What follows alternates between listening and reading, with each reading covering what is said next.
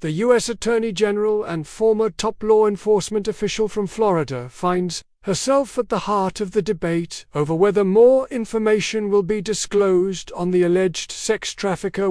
Attorney General Pam Bondi is at the center of the Jeffrey Epstein storm. She was among the loudest voices calling for transparency in the Epstein case, before and after becoming the country's top law enforcement officer. But a firestorm of criticism erupted after Bondi's Justice Department issued a statement nearly 3 weeks ago, confirming Epstein died by suicide and saying no further records would be released. Now, Bondi, 59, finds herself at the heart of the debate over whether more information will be disclosed on the suspected sex trafficker. Despite his death 6 years ago, Epstein's case continues to haunt the headlines because of rampant speculation about which rich and powerful people might have joined him in sexually abusing minors. Bondi has said there was no client list in Epstein's criminal file, but President Donald Trump's name reportedly appears in the documents, and he was a repeat passenger on Epstein's private jet when the two were friends. In the 1990s, Trump has denied wrongdoing or visiting Epstein's private island, where much of the abuse allegedly occurred. The fact is that the president kicked him out of his club for being a creep, said White House Communications Director Stephen Chung, referring to Trump's Mar-a-Lago club in South Florida. Meanwhile, Bondi served as Florida's state attorney general years after Palm Beach County authorities convicted Epstein on prostitution charges and released him in 2009 after 13 months in detention, which was mostly work release. Federal authorities chose not to prosecute Epstein at all in what critics called the legal deal of the century. After a Miami Herald investigation of his case, New York-based federal prosecutors charged Epstein in July of 2019 with sex trafficking minors. He died in jail a month after his arrest, and long before any criminal trial could happen in what the New York Medical Examiner ruled, and the Justice Department confirmed, was a suicide. Now, Bondi has asked federal judges to release grand jury transcripts in the case. One has already turned her down, and another has asked for more documentation, and federal prosecutors and Bondi's no. 2. Deputy Attorney General Todd Blanche met July 24th and again July 25th with Ghislaine Maxwell, an Epstein associate serving a 20-year federal prison sentence for conspiracy to sexually abuse minors. Here are the highlights of Bondi's involvement in the case. Did Bondi investigate Epstein as Florida Attorney General? After years of state-level investigation, Epstein pleaded guilty in 2008 to 1 count of soliciting prostitution and 1 count of soliciting prostitution from someone under age 18 during the inquiry.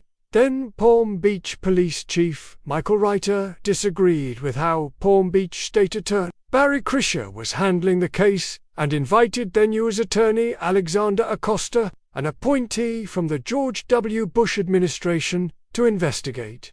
But in what critics called the legal deal of century, Epstein served 13 months on the 2 state charges under an agreement not to charge him federally. Bondi, a Republican, was elected statewide more than a year after Epstein was released, and was Florida's Attorney General for 2 terms, from 2011 to 2019.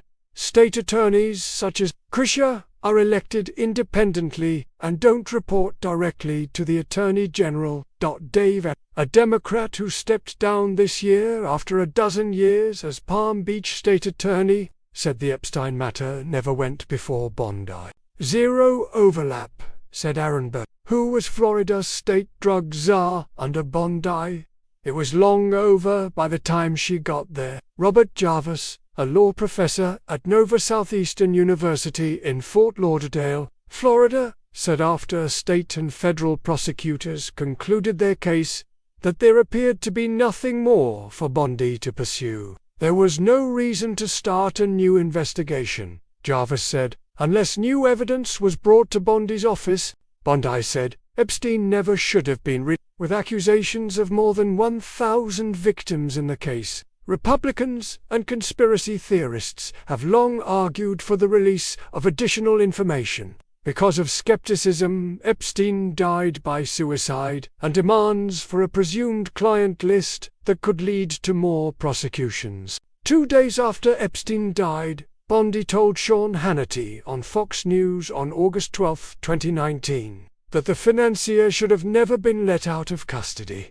He should have never been released when he was in jail serving his jail time. Someone who is accused of sex crimes convicted should never be on work release, Bondi said. So what do we have now? We have a dead, most likely pedophile, coward, and we have very brave victims who want to face the person that did this to them. Bondi pledged to release information after becoming Attorney General. Shortly after her confirmation in early February as Trump's second-term U.S. Attorney General, Bondi again highlighted the case and began pledging to release files. Fox News host John Roberts asked Bondi on February 21 whether she would release the list of Epstein's clients.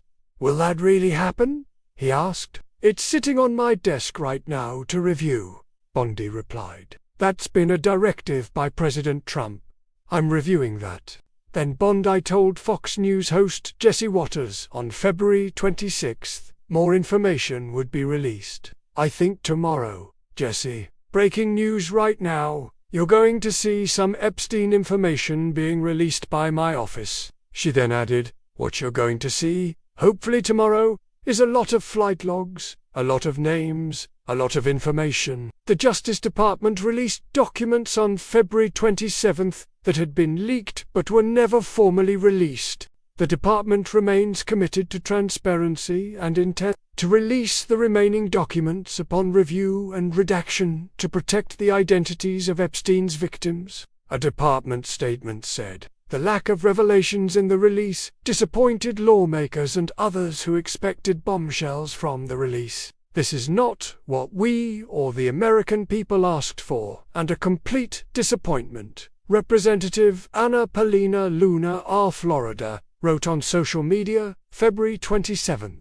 "Get us the information we asked for." Bondi made a point of noting in a February 27 letter to FBI Director Kash Patel that she had requested the full and complete files related to Jeffrey Epstein, but learned she received only a fraction of them. She initially received about 200 pages, which consisted primarily of flight logs, Epstein's list of contacts, and a list of victims' names and phone numbers, she wrote. But the FBI field office in New York notified her that day there were thousands more pages of records, audio and video recordings, and other materials related to Epstein and his clients.